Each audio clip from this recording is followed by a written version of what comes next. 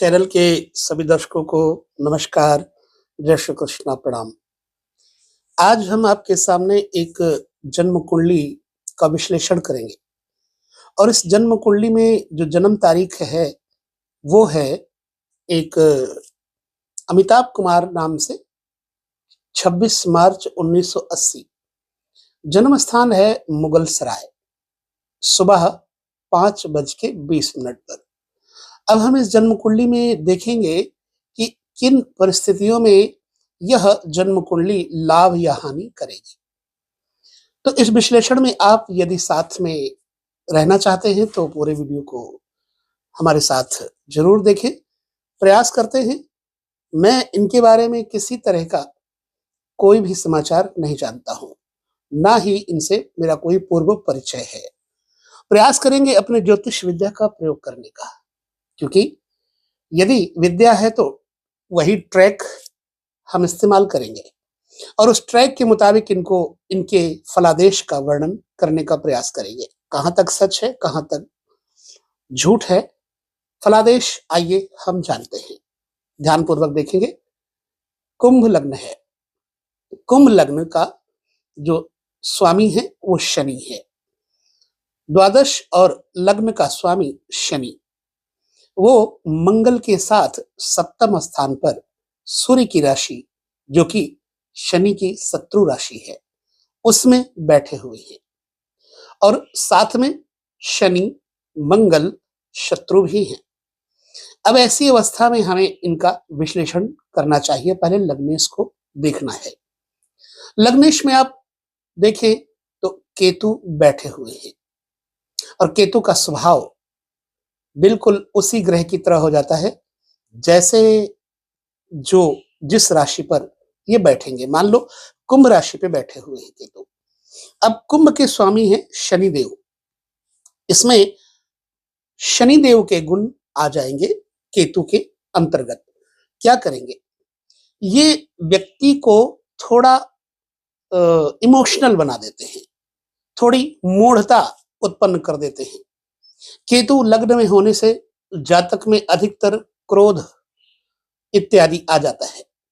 बहुत जल्दी यह व्यक्ति नाराज हो जाता है और बहुत जल्दी ये प्रसन्न भी हो जाता है। ऐसे लोग घाटा उठाते हैं समाज में। इनको कोई भी अपने बातों में लेकर के, मैत्री भाव से लेकर के ठग सकता है। और प्रायः ऐसे लोग जब लग्न के अंतर्गत केतु आ जाए तो भगवान की भक्ति में विशेष रूप से इनकी अवस्था होती है। श्रद्धालु होते हैं क्योंकि केतु के अंदर थोड़ी सौम्यता है, भक्ति भावना है। केतु का स्वभाव है बड़े ऊंचे स्तर का चिंतन करना, कल्पना करना। कल्पनाओं में विशेष रूप से ये कभी कभी सफल भी हो जाते हैं। और अब यहाँ केतु लग्न में बैठे हुए मंगल की भांति उग्रता, व्यग्रता, स्वभाव में क्रोध इत्यादि दे देते हैं। ठीक उन्हीं के साथ में पंचमेश और अष्टमेश जो बुध है। अष्टमेश बुध चूंकि पंचमेश भी है, इसलिए यहां पर बुध इनके कारक हो गए। पंचमेश होने के नाते, मूल त्रिकोण की राशि के स्वामी होने के नाते बुध कारक हो गए। पुनः शनि की राशि में बुध बैठे हुए। जातक में बुद्धि, बौद्धिकता, समझदारी, ये सब बातें होंगी। विद्या में, पढ़ाई में विघ्न अवश्य ही आएगा। कारण क्या है? द्वितीय भाव का स्वामी देवगुरु बृहस्पति चूंकि सिंह राशि में राहु के साथ, शनि के साथ बैठे हुए हैं, तो 5 वर्ष तक आयु में विद्या की समस्याएं इनको जरूर आती हैं। पुनः बाद में ये विद्या पढ़ लेते हैं। तो विद्या और लग्न को मान के अगर चले तो इस व्यक्ति में जो ज्ञान है वह किताबी और वाणी, भाषा, बोलचाल का विशेष रूप से तो होगा, लेकिन यह व्यक्ति स्पष्टवादी बहुत होगा। कारण कि द्वितीय भाव में सूर्य बैठे हुए हैं। जब किसी के साथ वक्र स्वभाव में आ जाए तो यह व्यक्ति उसका समूल विनष्ट करने का प्रयास करेगा, और मान जाए तो अपना धन, अपना तन, अपना मन सब कुछ अर्पण कर देगा, क्योंकि इमोशनल है। ये हो गई लग्न के अंतर्गत की बात। लग्नेश शनि, मंगल, राहु, बृहस्पति के साथ सप्तम स्थान पे है। अब यहां पर एक बात का और हम थोड़ा विश्लेषण देखते हैं। सप्तम भाव में मंगल, शनि, राहु जैसे पाप ग्रह बैठ के जातक के चरित्र में क्या बदलाव देंगे, कैसा चरित्र देंगे? मेरे हिसाब से चूंकि सप्तमेश द्वितीय जो भाव में है वो बैठा हुआ है और द्वितीयेश सप्तम भाव में बैठा हुआ है, इसलिए ये राशि परिवर्तन योग बन गया। इस व्यक्ति को धन संपत्ति का सुख अपने पत्नी के माध्यम से अवश्य ही मिलेगा। विवाह के बाद इस व्यक्ति का जीवन स्तर विकास की तरफ बढ़ा होगा, क्योंकि राशि परिवर्तन योग है। कुटुंब के भरण पोषण में यह व्यक्ति बहुत मेहनत करेगा। पुनः पत्नी का स्वास्थ्य खराब रहेगा। कभी कभी पत्नी इनके साथ शक की दृष्टि के कारण बिफर पड़ेंगी, झगड़ा कर लेंगी। और हरे कृष्ण, मंगल, राहु और शनि, चूंकि तीनों ग्रह अलगाववादी भी हैं, इसलिए कभी कभी तो पत्नी का स्वास्थ्य इतना खराब हो जाता है कि पत्नी की आयु पर भी शक हो जाता है। बेशक विवाह बहुत ना हो, लेकिन विवाह की इच्छा बहुत होती है ऐसे लोगों में। मंगल, शनि, राहु की वजह से जातक में जो भोग भावना होगी वो भी प्रबल होगी। और एक चीज है, चार ग्रह जब एक जगह बैठ जाएं तो ऐसे व्यक्ति में विशेष तौर से इष्ट के प्रति, उपासना के प्रति, भगवत भक्ति के प्रति, संतों के प्रति बड़ी श्रद्धा उत्पन्न हो जाती है। प्रायः ये स्त्री के कारण वैराग्य को भी प्राप्त कर लेते हैं। कभी कभी इनके अंदर स्त्री के कारण वैराग्य की भावना भी आ जाती है। मंगल, शनि, राहु सदृश ग्रह यहां बैठे हैं इसकी वजह से। अब धन के बारे में मैंने क्यों कहा?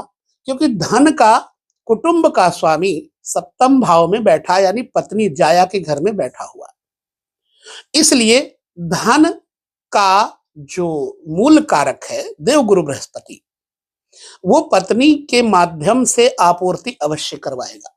आई थिंक, मेरा विचार है। और पत्नी रोगी क्यों रहेंगी? क्योंकि वहां शनि, मंगल, राहु बैठे हुए हैं। यह व्यक्ति किसी के साथ व्यापार अगर करता है, साझा व्यापार नहीं कर सकता। बहुत जल्दी साझा व्यापार, पार्टनरशिप टूट जाएगा। हालांकि यह व्यापार भी करेगा। वैसे इस व्यक्ति को करना क्या चाहिए, हम थोड़ा सा ध्यान करते हैं। क्योंकि कर्मेश और पराक्रमेश दोनों ही मंगल हैं। पराक्रम भाव का स्वामी और कर्म भाव का स्वामी मंगल शनि के साथ बैठे हुए हैं। मंगल जमीन, जायदाद, प्रशासन, और चूंकि पराक्रमेश भी है ना मंगल, तो जो सीमा के प्रहरी होते हैं, मतलब ये सेना में, मिलिट्री में, ऐसे लोग खुद जुड़े हों, अन्यथा इनके परिवार से कोई जुड़ा जरूर होता है। पुलिस डिपार्टमेंट से इनको लाभ होता है, प्रशासन से इनको लाभ होता है, पीडब्ल्यूडी डिपार्टमेंट से इनको लाभ होता है। शनि, मंगल, राहु चूंकि कर्मेश मंगल हैं, तो यहां लोहा, जमीन, सीमेंट, सरिया, बजरी, ईंट, भट्ठा जैसा व्यापार भी ये करवाते हैं। पुनः राहु यहां पर सूर्य की राशि में बैठे हुए हैं। ये क्या करेंगे, जातक को सॉफ्टवेयर, हार्डवेयर जैसे कामों की तरफ, इलेक्ट्रॉनिक्स कामों की तरफ भी संकेत करते हैं, मेरा विचार है। अब ये तो हो गई यह स्थिति कर्म की। अधिकतर इनकी जन्म कुंडली में जो कर्म का क्षेत्र है वह शिक्षा वर्ग को और ये प्रशासन, पुलिस डिपार्टमेंट को एवं मिलिट्री डिपार्टमेंट को भेजने का प्रयत्न करता है और कहीं ना कहीं उनसे जुड़े हुए व्यवसाय भी करवाता है। चूंकि हम इनके बारे में जानते कुछ भी नहीं है, अब ये हमें खुद ही बताएंगे कि हम क्या करते हैं। अब यहां आकर के हम देखते हैं सुखेश, जो सुख का स्वामी है और भाग्य का स्वामी है, वो शुक्र है। शुक्र सुखेश और भाग्येश पराक्रम में बैठा हुआ है। तो वाहन, मकान इत्यादि को लेकर के यह व्यक्ति भाग्यशाली है। पराक्रम, बल, पौरुष इत्यादि। कभी कभी तो ऐसे लोग क्या करते हैं, जब भाग्येश ऐसा हो जाए तो इनके पास गाड़ी मोटर की बिक्री के लिए, जैसे एजेंसी वगैरह भी ऐसे लोग ले लेते हैं। कॉस्मेटिक्स की एजेंसी भी ये लोग ले लेते हैं। दूध का व्यवसाय, घी का व्यवसाय, पानी का व्यवसाय भी, जो कि भाग्येश ये करवा देता है। ऐसी अवस्था में ये उस कार्य में भी अपना हाथ अवश्य ही आजमाने का प्रयास करते हैं। चूंकि यह व्यक्ति बुद्धिमान है, केतु के साथ बैठे हुए बुद्ध बुद्धिमान है, लेकिन थोड़ा सिरफिरा व्यक्ति होता है। 50% बुद्धि होती है, 50% दूसरों से बुद्धि लेता है शख्स। भाग्येश और सुखेश पराक्रम में होने के नाते ये व्यक्ति मकान, जायदाद, संपत्ति इत्यादि जरूर बनाएगा। लेकिन अब यहां पर हम कर्क में बैठे हुए चंद्रमा पर एक दृष्टि डाल लेते हैं। जब चंद्रमा चूंकि सुख, वाहन, मकान और पब्लिक, जनता जनार्दन, उसका स्वामी चंद्रमा है, तो चंद्रमा छठे घर में होना इस बात का सूचक है कि पब्लिक पीठ पीछे निंदा करेगी। हालांकि ये व्यक्ति पब्लिक के लिए कुछ भी करने को तैयार होगा, लेकिन इस व्यक्ति के लिए पब्लिक कुछ करने को तैयार नहीं होगी। लिहाजा ऐसे शख्स को कोई राजनीति के दल में जाकर के सफलता नहीं प्राप्त हो सकती। रोग, ऋण, शत्रु जैसे छाती के रोग, चंद्रमा चूंकि चतुर्थ भाव का कारक है, छाती के रोग इत्यादि देने का ये एक योग बनाता है। तो खांसी, सर्दी, जुकाम और पुनः कर्जा इत्यादि बढ़ाने में ये चंद्रमा अपना योगदान देंगे। और चंद्रमा छठे बैठने पर इस व्यक्ति का स्वास्थ्य भी प्रायः बाधित हो सकता है। हालांकि खुश मिजाज होगा, ये शख्स खुश मिजाज होगा। पुनः चंद्रमा चूंकि छठा घर छोटे मामा का है, छोटी मौसी का है, ऐसे व्यक्तियों को ननिहाल पक्ष से छोटे मामा, छोटी मौसी इत्यादि से प्रायः लाभ की उम्मीद पाई जाती है। अब यहां पर हम एक चीज और देख लेते हैं। इनको अपने चाचा और ताया मिला करके करीब 4 से 6 भाई बहन होने चाहिए, यानी पिताजी इनके 4 से 6 भाई बहन हो सकते हैं, क्योंकि जो द्वादशेश और लग्नेश है वो शनि 3 और ग्रहों के साथ बैठे हुए हैं सप्तम स्थान में, इसलिए, और पुनः बुध केतु लग्न में है, इसलिए कुल मिलाकर के मेल संतान यानी पिता की मेल संतान कम से कम 4 तो होंगी, और फीमेल 2 संतान होनी चाहिए, यानी 2 बुआ, 4 चाचा या ताया होने चाहिए। ये हो गई मेरी अपनी सोच के मुताबिक कुंडली की जो विश्लेषण वाली स्थिति है वो। अब एक दृष्टि और डाल लेते हैं। चंद्रमा चूंकि कारक चतुर्थ का है, तो सुख, मकान, जायदाद से परेशानियां, कर्ज इत्यादि करवाने का कारण चंद्रमा बनेगा। अष्टमेश बुध लग्न में है, कभी कभी यह व्यक्ति बहुत बुद्धिमान हो जाएगा और कभी कभी पंचमेश होने की वजह से बुद्धिमान हो जाएगा, भाग्य का कारक बन जाएगा, और कभी कभी यह व्यक्ति बिल्कुल हताश हो जाएगा, डिप्रेस्ड हो जाएगा। एकादशेश और धनेश दोनों बृहस्पति हैं, लिहाजा इस व्यक्ति को अपने पत्नी का सम्मान आदर करके रहना चाहिए, ईमानदारी से, क्योंकि चरित्र में दोष आने का भय उत्पन्न होता है। एक से अनेक स्त्रियों के साथ ऐसे लोगों के संबंध बनने का भय भी बन जाता है। अच्छा, अब हम पुनः शनि के ऊपर दृष्टि डाल लेते हैं। लग्नेश और द्वादशेश शनि मंगल के साथ होने से स्वभाव में क्रोध, गर्मी, दुस्साहस, अनावश्यक साहस, आग में भी ऐसे व्यक्ति कूदने की क्षमता और योग्यता रखते हैं। क्षत्रियत्व का स्वभाव होता है। इनके पास वाहन तो होंगे, जो गोली बारूद वाले ये पिस्टल इत्यादि होते हैं हथियार, वह भी रखने का यह व्यक्ति शौकीन होगा। अब संतान पक्ष को लेकर के हम थोड़ी चर्चा कर लेते हैं। संतान बहुत ज्यादा तो नहीं, लेकिन 2 संतानों का योग बनता है, और संतानें जितनी होंगी वो होंगी तो 3, लेकिन 2 ही रहेंगी, और बाकी संतानों का एबॉर्शन वगैरह होने का योग बन जाता है। 2 बच्चे प्रायः, चूंकि पंचमेश बुध के ऊपर केतु का प्रभाव है, तो संतानों से बहुत सुख की जो स्थिति हो तो नहीं बनती, क्योंकि प्रायः ऐसे लोगों के बच्चे केतु के साथ होने के कारण बीमार रह सकते हैं।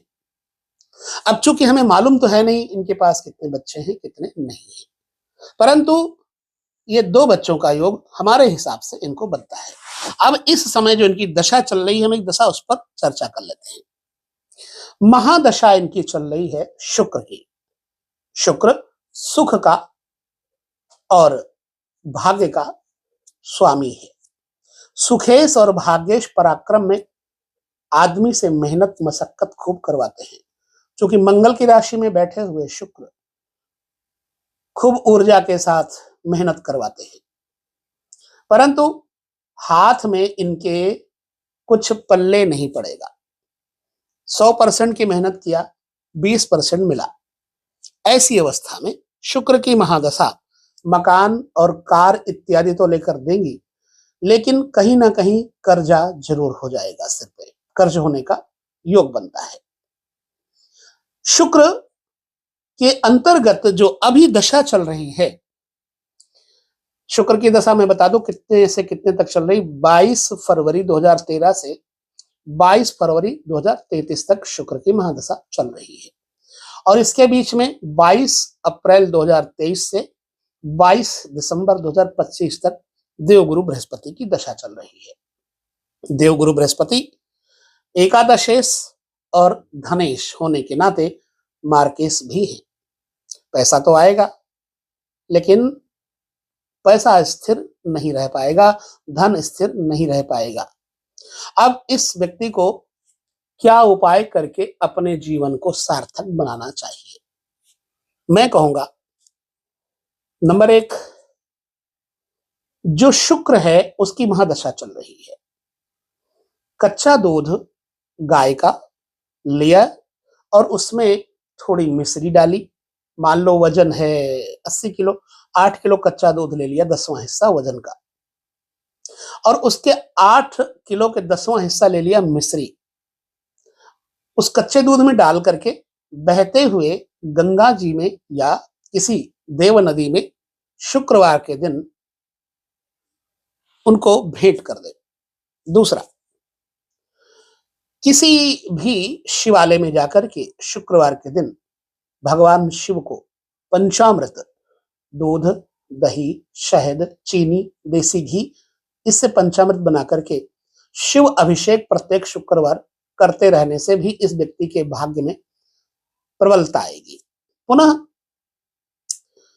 अपने शयन कक्ष को पवित्र रखें और मां के सेवा में, सद्भाव में अपनी भूमिका जरूर निभाए। माता जी की सेवा करें, माता जी के चरण स्पर्श करें। अपने बेड में चांदी की वस्तुएं, चांदी के सिक्के इत्यादि संभाल के रखें। इससे घरेलू सुख साधन बनेंगे।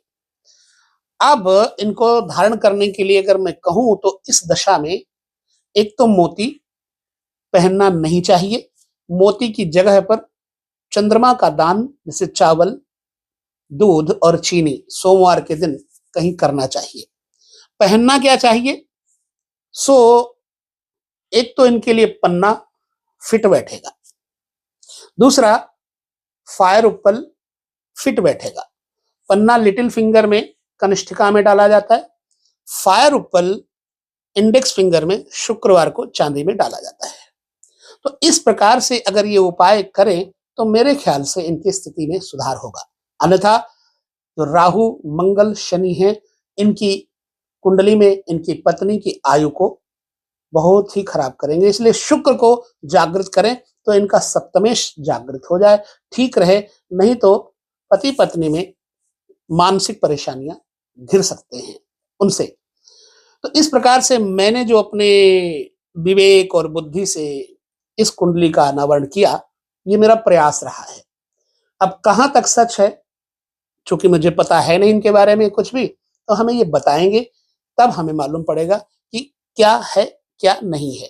हालांकि मैं एक बार फिर कह दूं, सरकारी क्षेत्रों से, जमीन जायदाद के मैटर से, ठेकेदारी से, शराब के काम से, स्टील के काम से, फैक्ट्री के काम से आपको फायदा लेना चाहिए। पुनः मैं कहूंगा जानवरों के काम से, गाय, भैंस, दूध इत्यादि के काम से आपको लाभ लेना चाहिए। तो बस आपकी कुंडली में इतना विश्लेषण करने का प्रयास किया।